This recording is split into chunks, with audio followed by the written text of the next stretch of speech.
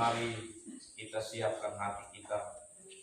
Kita naikkan doa secara pribadi di hadapan hadirat Tuhan, agar ibadah yang kita siapkan dari rumah untuk kita bersama-sama bersekutu dengan Tuhan dan sesama seiman kita saat ini boleh membawa kemuliaan untuk Tuhan dan membawa berkat bagi kita. Kita masuk dalam saat untuk menaikkan doa pribadi di hadapan hadirat.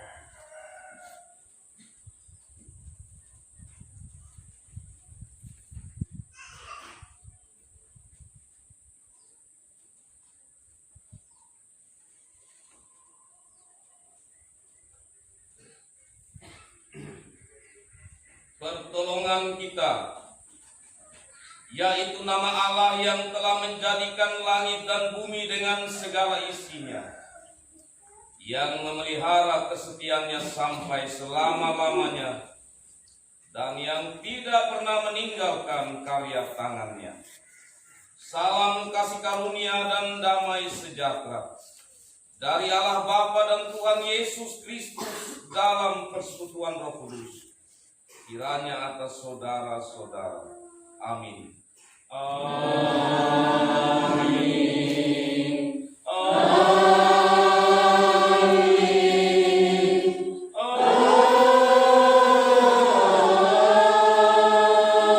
Amin. Silakan kita.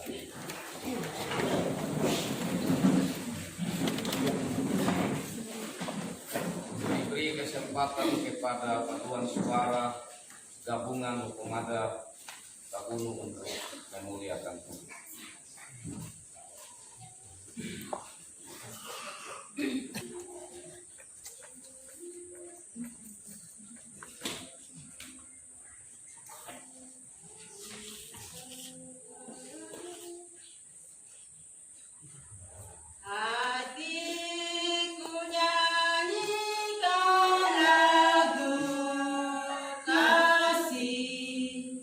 Yang membawa tanah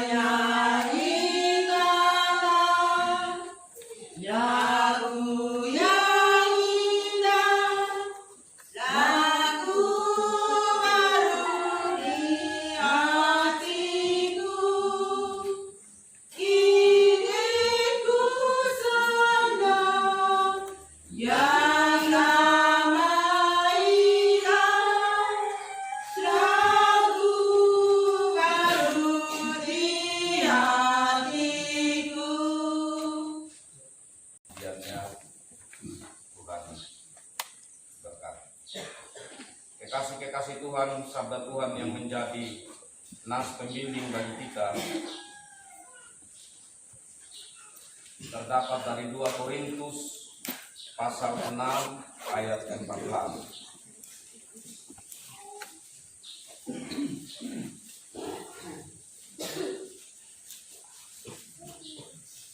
2 Korintus pasal 6 ayat 14.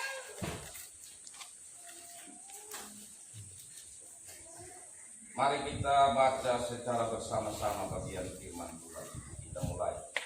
Janganlah kamu merupakan pasangan yang tidak seimbang dengan orang-orang yang tak percaya. Sebab persamaan apakah yang terdapat antara kebenaran dan kedurhakaan? Atau bagaimanakah terang dapat bersatu dengan gelap? Demikian bagian sabda Tuhan yang membimbing kita dalam ibadah keluarga minggu. Kita sambut firman Tuhan ini. Kita menyanyi bersama Kidung Jemaat 345 ayat 2 dan 3. Kidung Jemaat 345 ayat 2 dan 3. Sertai kami Tuhan di dalam firman-Mu dan kata-kata selanjutnya. Sertai kami Tuhan di dalam firman-Mu, sehingga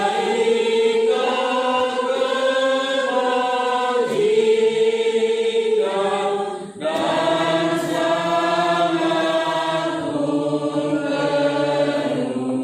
ayat 3.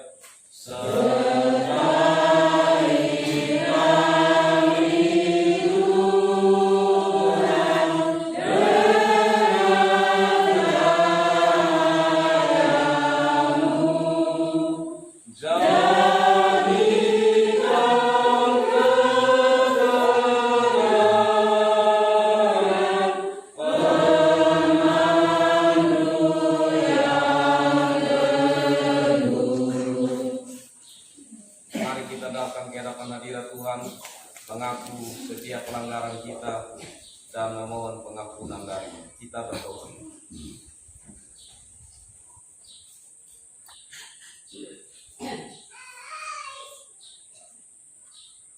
Dalam ketidaklayakan kami ini,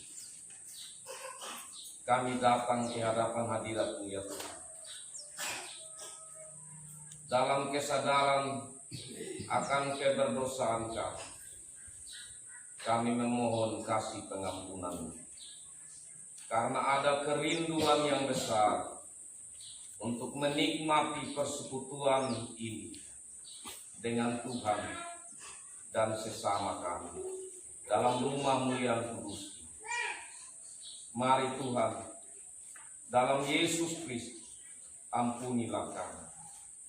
Hapuskanlah kami dari segala dosa pelanggaran kami, sehingga kami layak menghadap kekudusan. Kami layak menyembah Dikau dalam roh dan kebenaran. Inilah kami, anak-anak-Mu yang dalam kerendahan hati mengakui kelemahan kami, mengakui kesalahan kami, dan memohon kasih pengampunan. Dalam Yesus Kristus, penebus kami berdoa kepada Bapa di surga. Amin. Kekasih-kekasih Tuhan, demi nama Tuhan dan karena kuasa jabatan yang dikaruniakan kepada kami menyatakan bahwa keampunan dosa telah berlaku atas setiap orang yang membenci dosanya dan yang sungguh-sungguh percaya kepada Yesus Kristus. Karena itu, maka firman Tuhan yang meneguhkan kita sebagai berita pengampunan bagi kita dari Efesus pasal 1 ayat 5 sampai ayat 8. Efesus pasal 1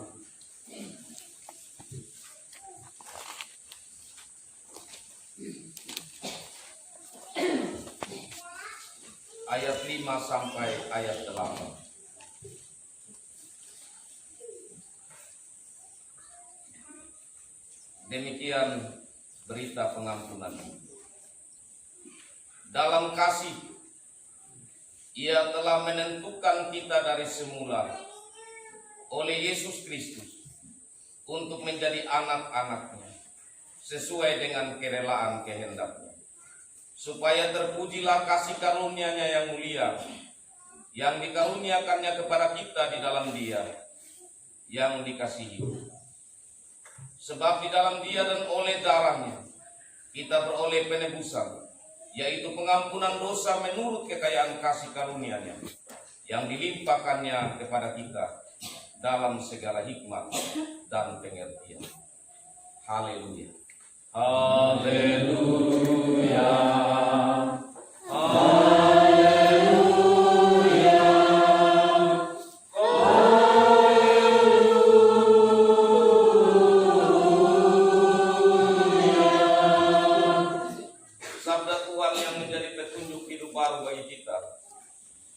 Dari pertama Korintus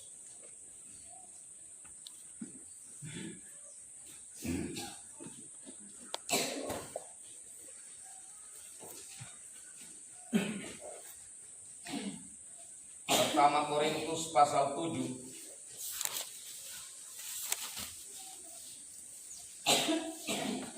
Pertama Korintus pasal 7 ayat 1 sampai 16. Saya jemput kita berdiri.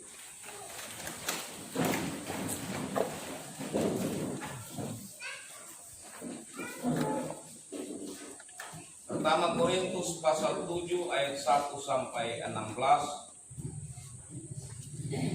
ayat 1 sampai ayat 8. Saya mohon kesediaan adik Vikaris membacakan, dan ayat 9 sampai 16 atau Injil bacakan.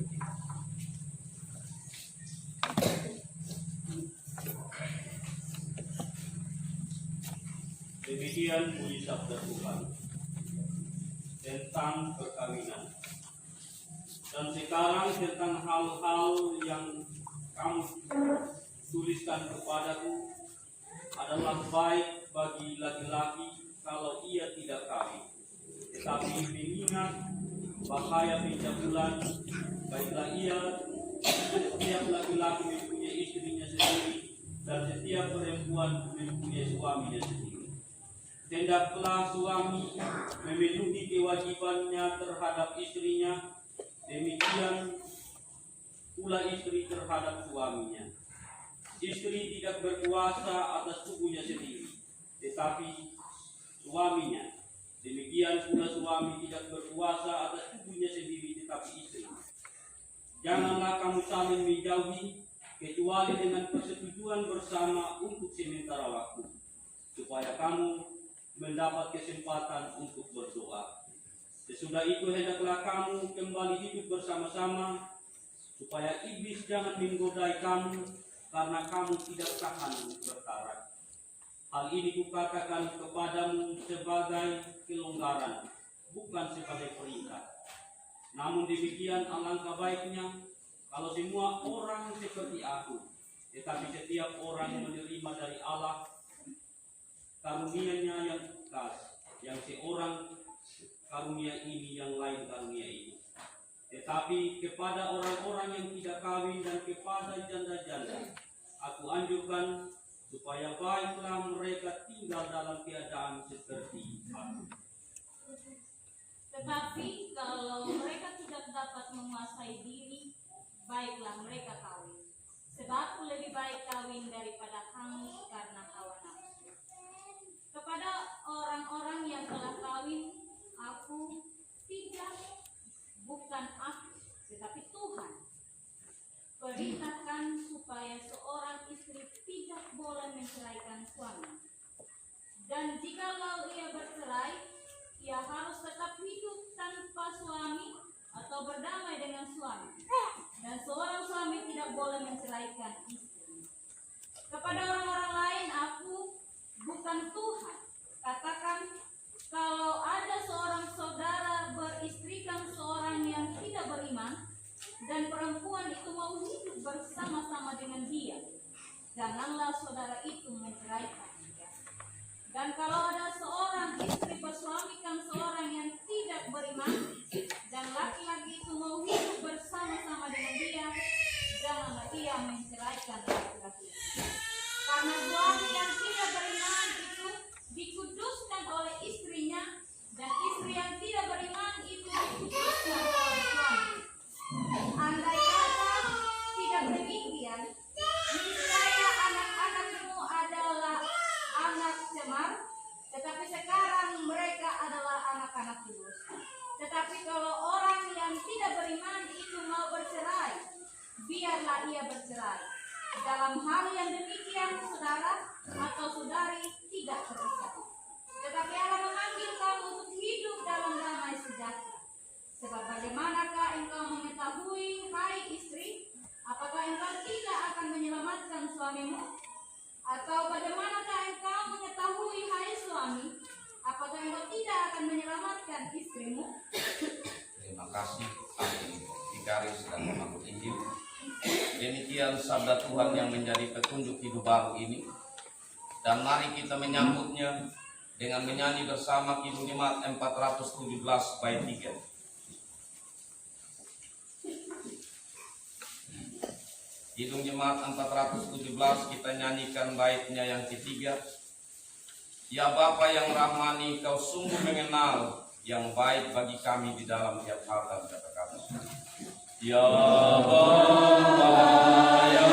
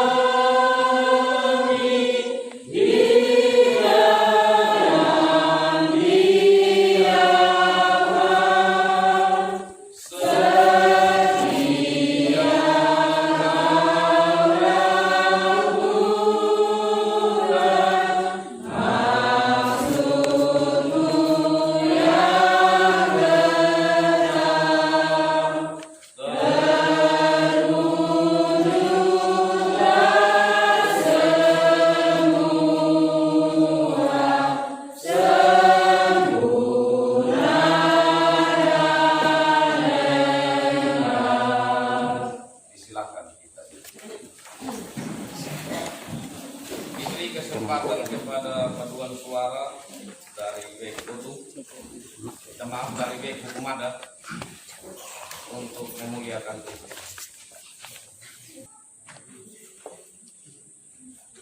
Datang dari jauh membawa kabar dan barang siapa mau baik dengan terang, yaitu Yesuslah membayar hutangmu, lengkapkan selamat sepenuh. Hai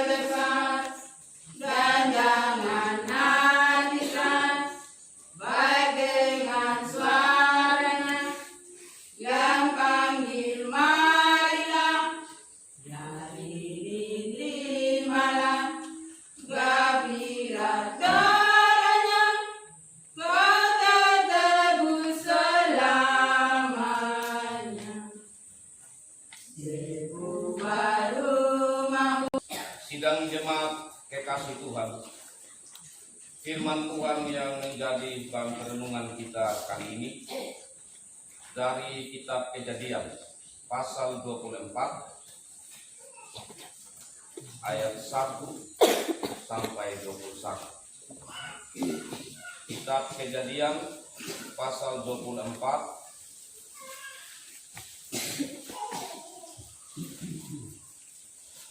Kejadian pasal 24 ayat 1 sampai 21.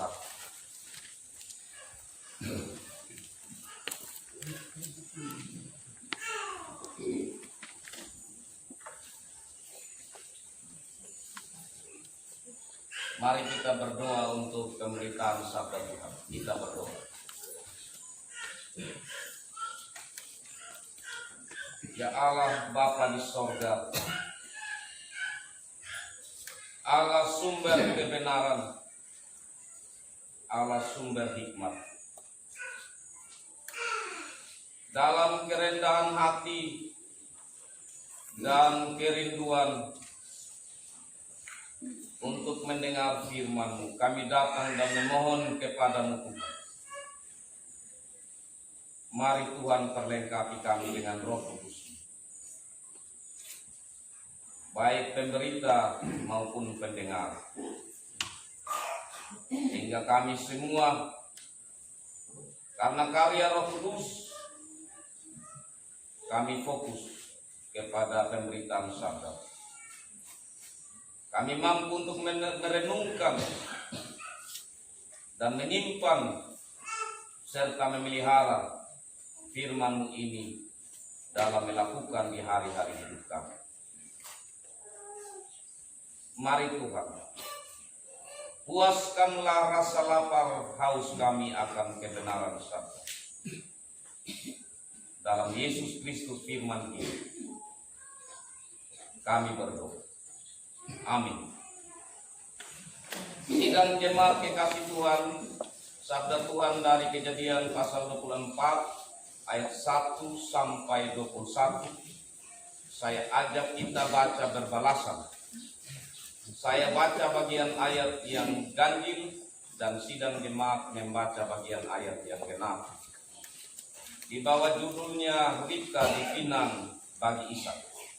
Adapun Abraham telah tua dan lanjut umurnya, serta diberkati Tuhan dalam segala hal.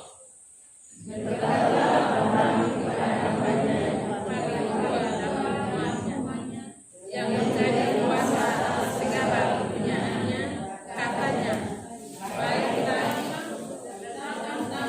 di bawah pangkal paku. Supaya aku mengambil sumpahmu demi Tuhan, Allah yang empunya langit dan yang empunya bumi, bahwa engkau tidak akan mengambil untuk anakku seorang istri dari perempuan Kanaan yang diantaranya aku diam. Tetapi engkau harus pergi ke negeriku dan kepada sanak saudaraku untuk mengambil seorang istri bagi Ishak. Lalu berkatalah hambanya itu kepadanya, mungkin perempuan itu tidak suka mengikuti aku ke negeri ini. Haruskah aku membawa anakmu itu kembali ke negeri dari mana Tuanku keluar? Tetapi Abraham berkata kepadanya, awas, jangan kau bawa anakmu itu kembali ke sana. Tuhan Allah yang empunya langit, yang telah memanggil aku dari rumah ayahku, serta dari negeri sanak saudaraku, dan yang telah berfirman kepadaku, serta yang bersumpah kepadaku demikian, kepada keturunanmu lah akan kuberikan negeri ini. Dialah juga akan mengutus malaikatnya berjalan di depanmu, sehingga engkau dapat mengambil seorang istri dari sana untuk anak. Tetapi jika perempuan itu tidak mau mengikuti engkau, maka lepaslah engkau dari sumpahmu kepadaku. Hanya saja, janganlah anakmu itu kau bawa kembali ke sana. Lalu hamba itu meletakkan tangannya di bawah pangkal paha Abraham tuannya, dan bersumpah kepadanya tentang hal itu. Kemudian hamba itu mengambil 10 ekor dari unta tuannya dan pergi dengan membawa berbagai barang berharga punya. Demikianlah dia berangkat menuju arah Mesopotamia, kota Rama. Di sana disuruhnyalah unta itu untuk berhenti di luar kota dekat suatu sumur. Pada waktu petang hari, waktu perempuan-perempuan keluar untuk menimba air. Lalu katakanlah dia, Tuhan Allah Tuanku Abraham, buatlah kiranya tercapai tujuanku pada hari ini. Tunjukkanlah kasih setiamu kepada Tuanku Abraham.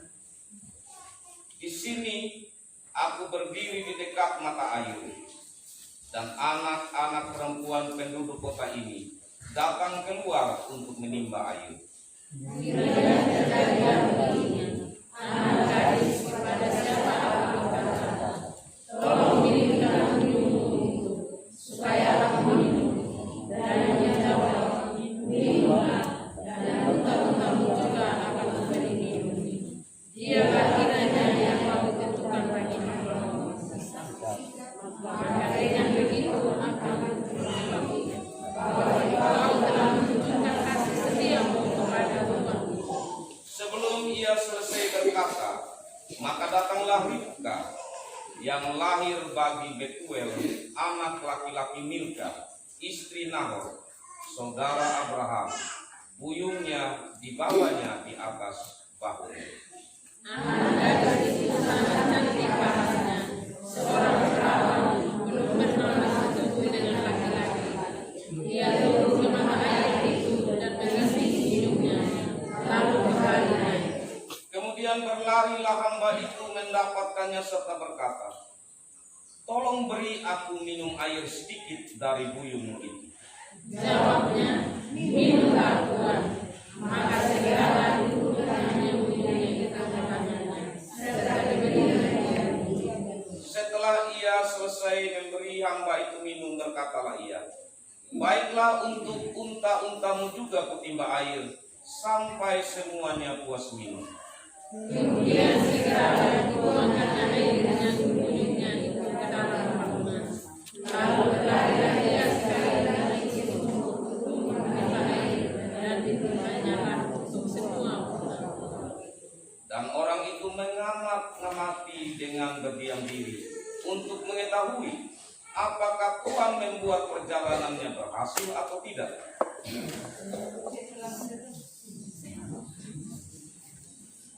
Sampai di sini bagian firman Tuhan bagi kita. Berbahagialah saya dan saudara-saudara yang selalu rindu untuk hidup dekat dengan firman Tuhan. Selalu rindu membaca, mendengar, merenungkan dan melakukan firman Tuhan. Shalom. Shalom. Saya pikir kita masih ingat kalau bulan keluarga ini tema yang disepakati Seklasi Surano Kakak adalah keluargaku, rumah. Dan kali ini atau dalam kesempatan ini subtema kita, apakah jodoh di tangan Tuhan? Sekaligus saya mau bertanya kepada Bapak Mama semua, apakah jodoh di tangan Tuhan atau manusia? Di tangan manusia atau di tangan Tuhan? Di tangan Tuhan atau di tangan manusia? Di tangan Tuhan. Saya ulangi, apakah jodoh di tangan Tuhan atau di tangan manusia? Sekarang mulai di tangan manusia dipikirkan. Pertanyaan yang kedua, apakah jodoh ditentukan atau dipilih oleh Tuhan, ataukah ditentukan atau dipilih oleh manusia? Jadi jodoh itu dipilih, ditentukan Tuhan atau manusia? Oleh Tuhan oleh atau manusia? Tuhan. Manusia atau Tuhan? Ya, baik. Untuk menjawab itu, kita renungkan bagian firman Tuhan ini. Jadi bagian firman Tuhan sebentar menjadi jawaban bagi kita. Kekasih-kekasih Tuhan, saat Ishak sudah dewasa dan orang tuanya melihat bahwa dia sudah pantas untuk hidup berumah tangga, maka orang tua ini berpikir penting sekali untuk mencari pasangan hidup bagi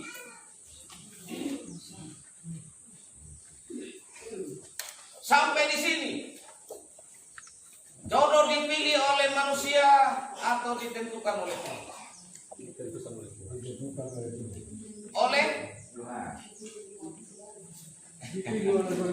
ya.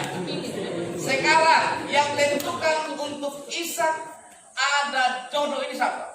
Abraham atau Tuhan? Abraham. Iya kan? Yang tentukan ini bukan Tuhan. Abraham bilang, oh ini pantas dia suka besar ini. Dia suka lu ada istri toh.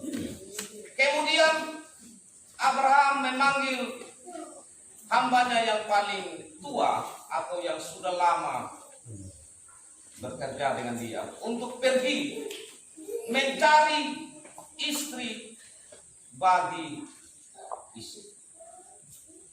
Dan dia bilang jangan di sini, pergi di sana. Pergi di sana keluar. Dia punya Ishak anak om.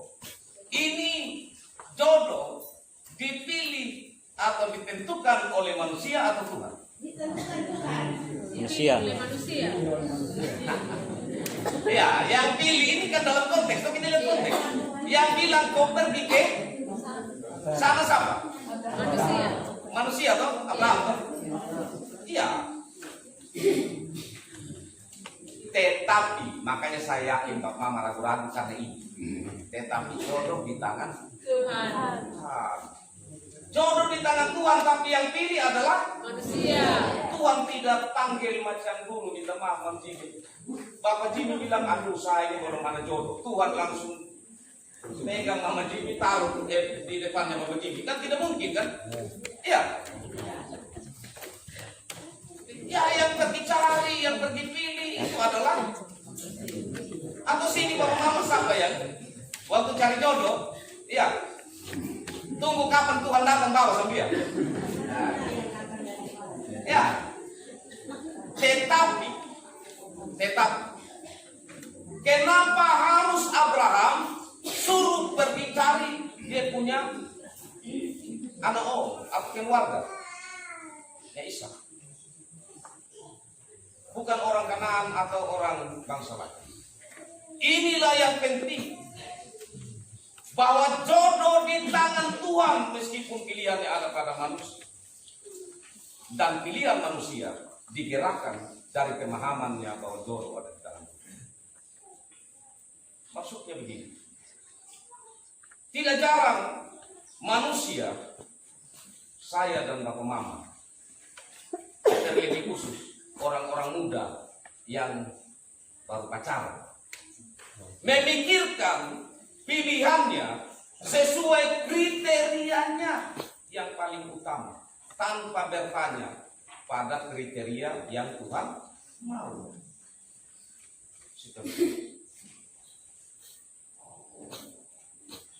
Disinilah nanti yang masalah kekasih-kekasih Tuhan kalau salah dalam pemahaman itu. Orang sudah berkeluarga, sudah berumah tangga, salahkan Tuhan. Kau memang sebenarnya bukan sang jodoh. Yang jodohnya saya itu, bukan kau. Makanya kita kacau sekarang ini. Kau bikin saya ini pusing sekarang. Padahal saya pilih kau tuntas. Tuntas. Tiki walau kira na ba? Kira na mau ini. Nah, arwe. Omong sudah, berapa ekor buah kau bawa, kuda kau bawa. Karena nilai hewan yang kau lihat bukan nilai manusia. Terjadilah di situ karena pemahaman tadi. Ya, kadang-kadang kita bisa ungkapkan hal biru oleh emosi apa meskipun dalam hati tidak begitu.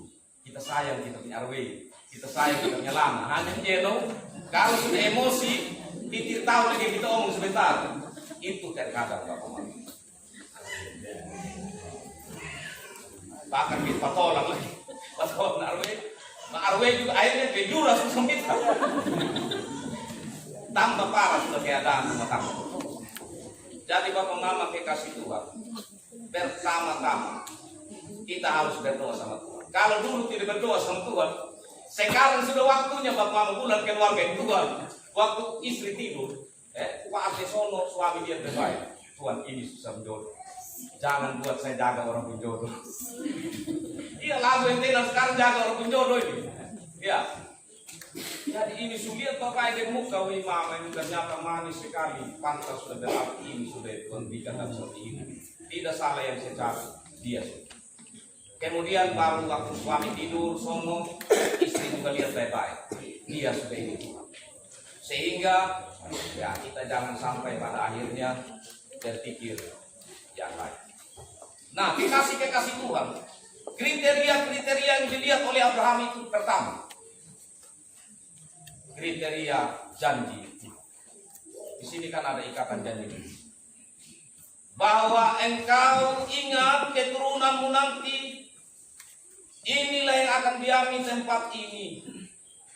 Mereka yang akan mendiami Kanaan, dan merekalah nanti keturunanmu yang akan menyatakan siapa saya kepada bangsa-bangsa lain. Itu yang dipegang oleh Abraham. Kekasih Tuhan, ikatan hubungan yang dibangun dengan Tuhan dipegang erat oleh Abraham. Ini berbicara soal iman. Kalau begitu orang-orang muda saat ini, ada yang orang muda di sini yang ada tapi belum menikah, belum berumah tangga, ada? Coba bersuara. Orang muda.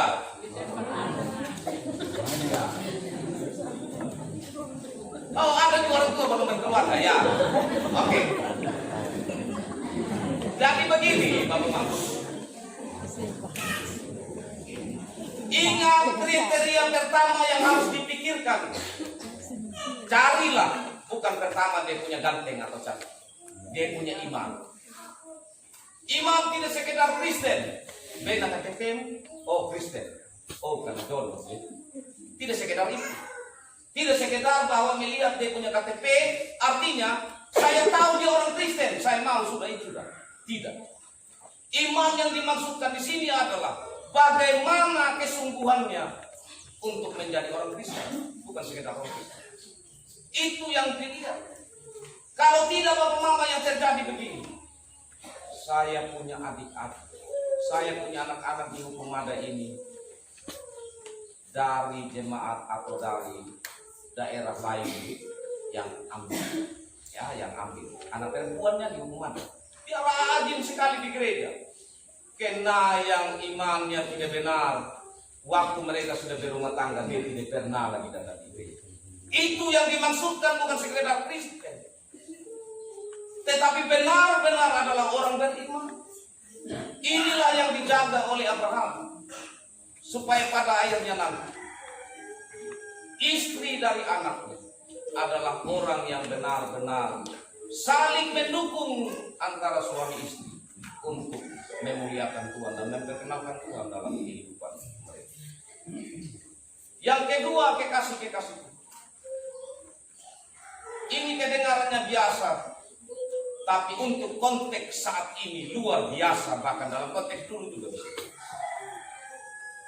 Abraham katakan, carilah bagi anakku seorang istri. Tetapi yang dimaksudkan di situ adalah seorang perempuan,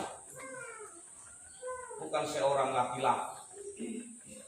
Yang Tuhan perkenankan menjadi kriteria Tuhan adalah pasangan Kristen, pasangan rumah tangga Kristen adalah laki-laki dan perempuan.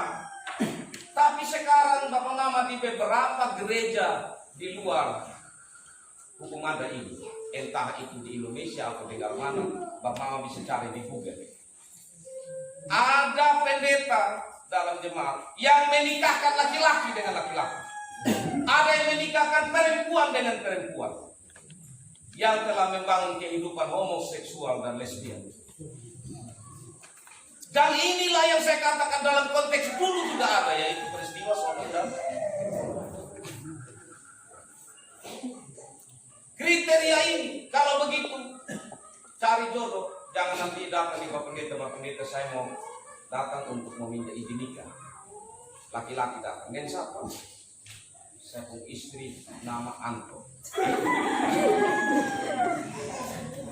Mau kasih nikah bagaimana? Yang seperti ini Bapak Mama. Tapi di zaman sekarang ini, Mama itu sedang ramai dibahas karena berhubungan dengan apa? Hak asasi manusia. Itu beratnya di sini.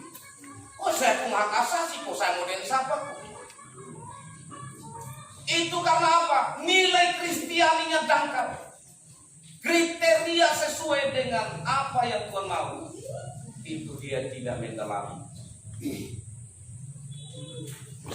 Yang berikut kekasih-kekasih Tuhan.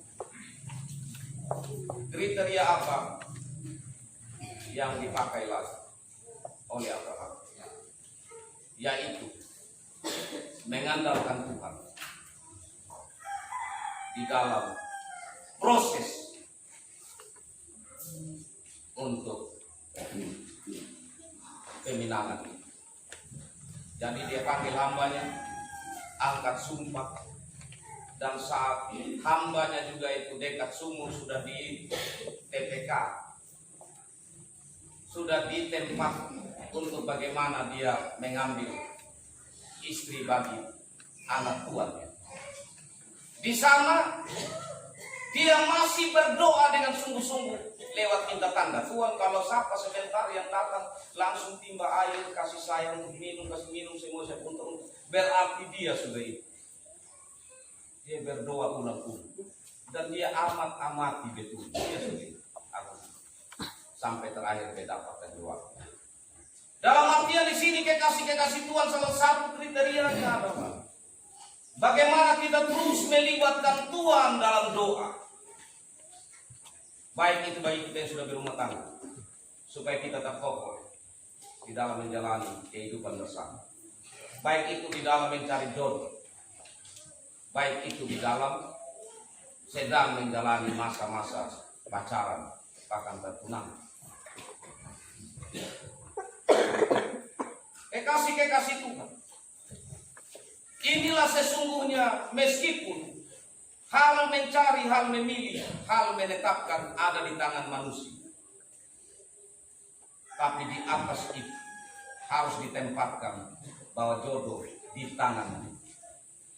Artinya bahwa kriteria-kriteria di dalam mencari jodoh itu ada. Kenapa ini hal yang penting diangkat secara kelas lengkap? Kalau dulu Bapak Arta dikenal itu sahabat pena ya. Jadi dulu biasa ada tuh cari jodoh dari Bapak dulu. Sekarang tidak. Sekarang dari HP itu bisa ya. Iya, tiba-tiba ada yang chat nyasar begini, kenalan biar belum mau lihat muka. Akhirnya ya mulai minta nomor HP, mulai tambah dekat, mulai pertama itu masih audio call dulu. Abis itu baru masuk di video call. Sudah lihat muka, sudah berjanji, akhirnya sudah jalan. Di zaman ini seperti itu, Bapak. Banyak yang bertemu lewat dunia maya atau media sosial. Dan di sini maka tentu akan lebih sulit untuk kita menentukan tentang hal pilihan kita seturut dengan bagaimana kita memilih dalam kriteria-kriteria, karena kita saling berjauhan dan tentunya itu tidak membawa kemungkinan besar untuk kita berkenalan secara baik. Kekasih-kekasih Tuhan, kita memasuki bulan keluarga ini, maka kita disegarkan kembali untuk bagaimana melihat dalam rumah tangga kita. kita merenungkan sepanjang kita menjalani kehidupan rumah tangga, apakah begitu banyak tantangan yang kita hadapi, dan tantangan yang kita hadapi itu sudah mengarah kemana? Kalau sudah mulai rasa cinta terhadap pasangan kita sudah hambar, berarti itu sudah lampu merah. Sudah lampu merah. Kalau perasaan kita terhadap pasangan kita itu kadang muncul sayang, kadang sebentar tidak, itu sudah lampu kuning. Karena itu dalam kesempatan ini, renungkanlah kekasih-kekasih. Apa yang perlu direnungkan? Pertama, berdoalah sama Tuhan, dan kemudian renungkan, Tuhan, kenapa Engkau memberi dia di sini?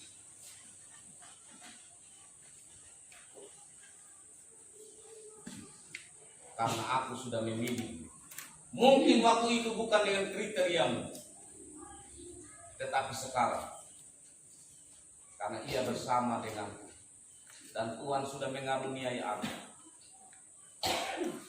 Dan betapa kami saling mendukung, berjuang sampai pada saat ini. Ada banyak tantangan yang dihadapi.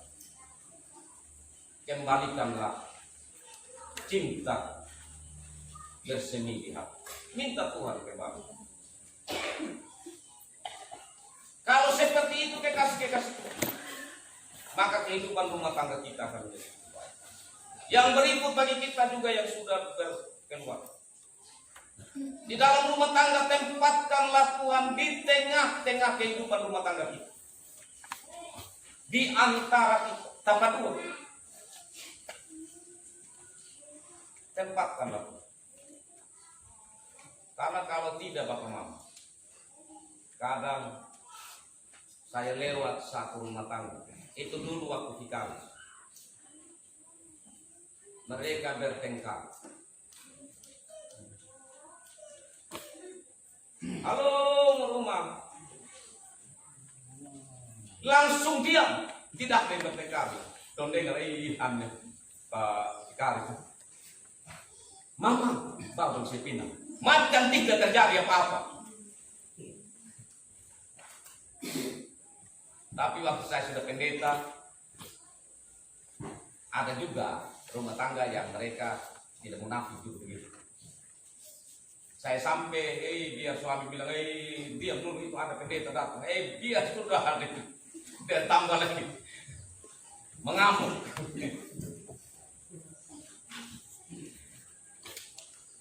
Ya, jadi kekasih-kekasih Tuhan. Kalau tempatkan Tuhan di tengah-tengah, saat kita mau berbicara yang kasar, atau bahkan kita saat mau pukul, kita ingat bahwa di tengah antara kita ada Tuhan. Untung ada Tuhan.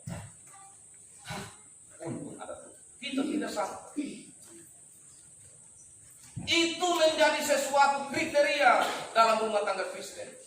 Bagaimana menempatkan Tuhan dalam rumah tangga kita. Jadi saat mau mati, coba ada pendeta di antara kita. Pasti kita juga remuk, kecuali kapetan. Artinya kan bisa emosi tingkat tinggi, gelap. Kalau sudah gelap itu kita lihat HP, itu sama dengan kita lihat gelas. Biar HP kita tahu, kita lempar buang di batu dulu. Pecah nanti kita terang. Aduh, ini HP sudah hancur. Tapi kalau sudah gelap begitu, kita tahu lagi. Tapi kalau masih ada terang sedikit, saya yakin kalau antara suami dan istri ada pendeta berdiri di tengah, di situ mereka tidak mungkin saling berpukul atau bermakan. Apalagi kalau ada Tuhan di tengah. Karena itu kekasih-kekasih Tuhan, maka selalu hadirkan Tuhan di antara kita.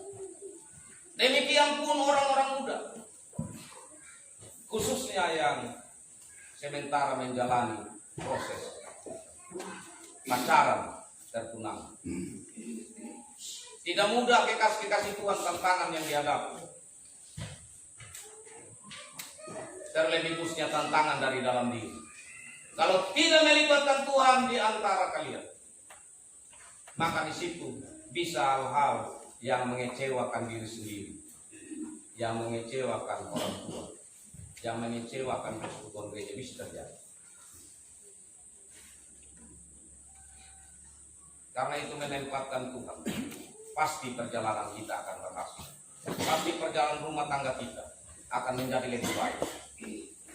Dan Dialah Tuhan yang selalu kita andalkan dalam Roh Kudus yang ada dalam rumah tangga kita, dalam kebersamaan kita sebagai keluarga, bahkan sebagai keluarga Allah dalam persekutuan jemaat Tuhan.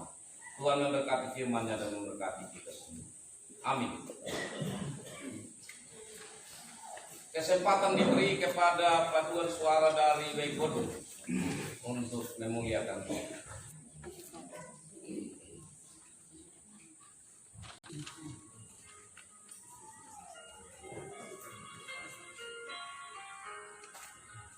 Firman-Mu ku pegang selalu, saat duka, saat senang, dalam hidup yang akan datang, tangan Tuhan yang memegang. Pencobaan menghimpit aku dan menjadi keluhanku. Firman-Mu ku pegang selalu, sayapmu tempat berteduh. Firman-Mu Tuhan ku pegang selalu. Hilanglah keraguanku bila hatiku rasa susah, padamu aku berserah. Firman-Mu ku pegang selalu, maka amanlah jiwaku. Kita berdiri.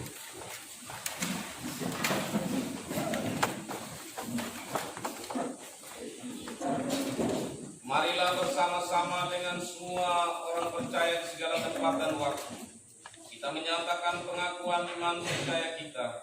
Dalam pengakuan iman rasuli dengan kita berkata, aku percaya kepada Allah, Bapa yang Maha Kuasa, Allah yang langit dan bumi, dan kepada Yesus Kristus, Anaknya yang Tuhan, Tuhan kita, yang dikandung dari Roh Kudus, lahir dari anak Maria, yang menderita di bawah pemerintahan Pontius Pilatus, disalibkan, mati dan dikuburkan, turun ke dalam kerajaan maut. Pada hari yang ketiga, bangkit pula dari antara orang mati, naik ke surga, duduk di sebelah kanan Allah, Bapa yang Maha Kuasa, dan akan datang dari sana untuk menghakimi orang yang hidup dan yang mati.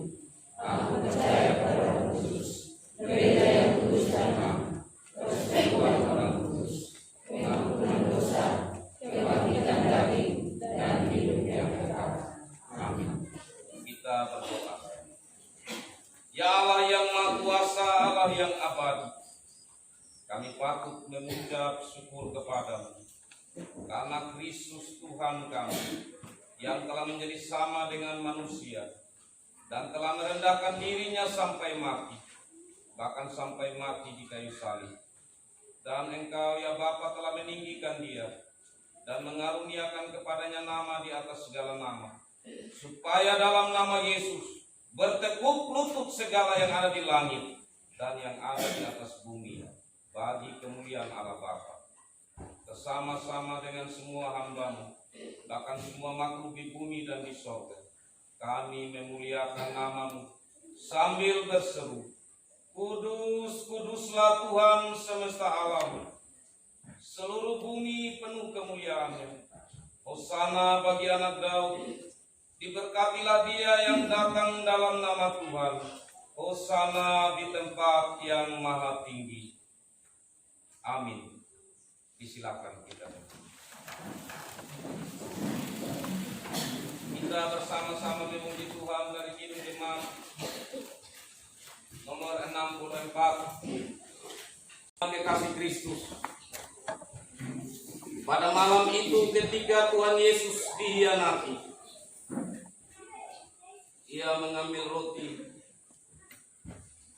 dan setelah mengucap syukur dan berterima kasih kepada Allah atas roti itu, ia membelah-belah roti dengan tangannya lalu berkata, "Inilah tubuhku yang diserahkan kepada kalian. Lakukanlah ini untuk mengenang aku." Setelah habis makan, ia mengambil piala anggur lalu berkata, "Anggur ini perjanjian Allah yang baru, disahkan dengan darahku. Setiap kali kalian meminumnya, lakukanlah ini untuk mengenang aku. Setiap kali kalian makan roti dan minum anggur ini, kalian memberitakan kematian Tuhan sampai ia datang kembali."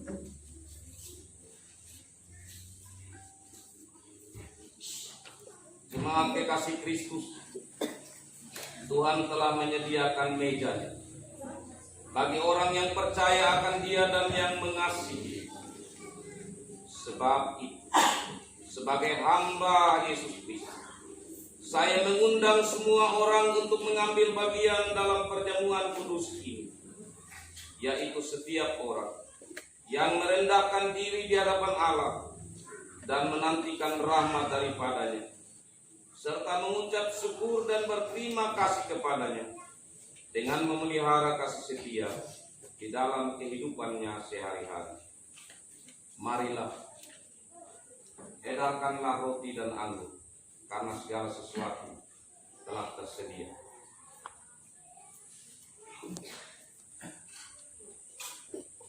Roti yang kami pecah-pecahkan ini adalah persekutuan dengan tubuh Kristus.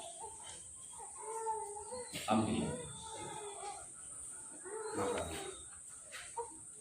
Ingatlah dan percayalah bahwa tubuh Tuhan kita Yesus Kristus telah dipecahkan untuk keampunan yang sempurna dari segala dosa kita. Makan.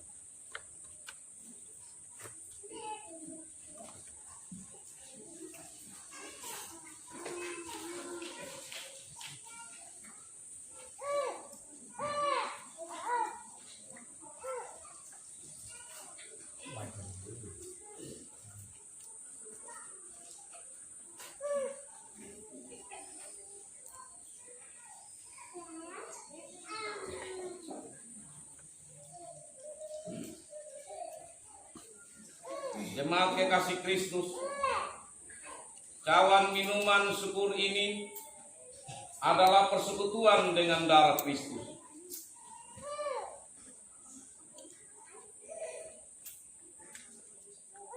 Ambillah.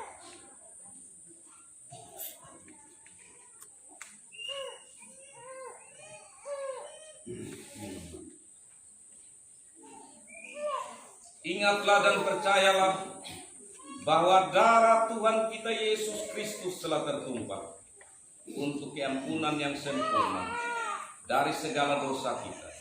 Minumlah.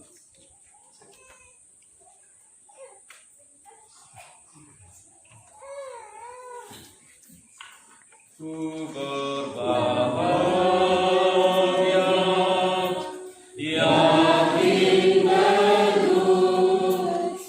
Yesus abadi, kepunyaanku, aku warisnya, pulih terus, ciptaan baru, Roh Kudus. Syukur kita lewat kolekte mingguan dan sambil tangguh diedarkan, kita bersama-sama menyanyi Kidung Jemaat 439. Kidung Jemaat 439. Bila kamu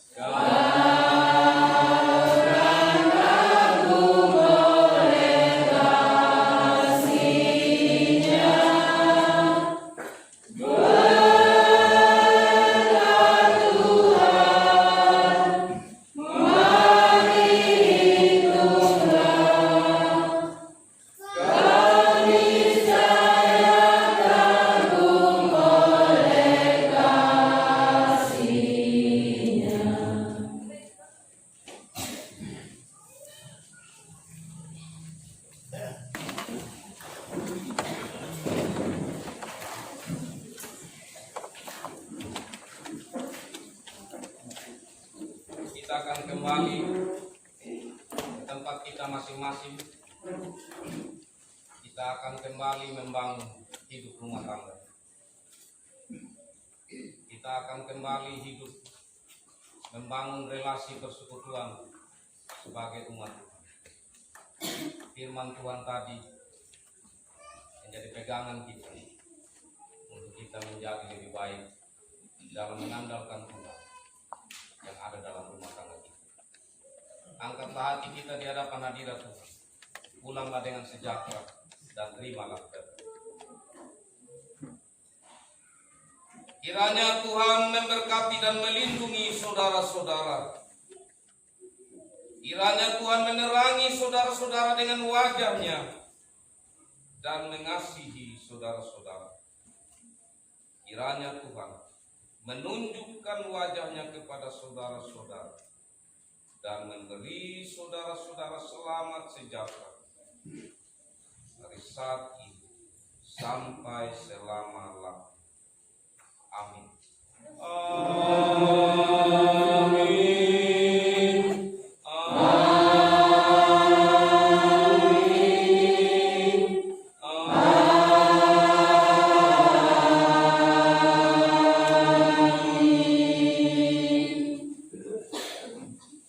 Menutup seluruh rangkaian ibadah, kita menyanyi bersama Kidung Jemaat 424 ayat 1.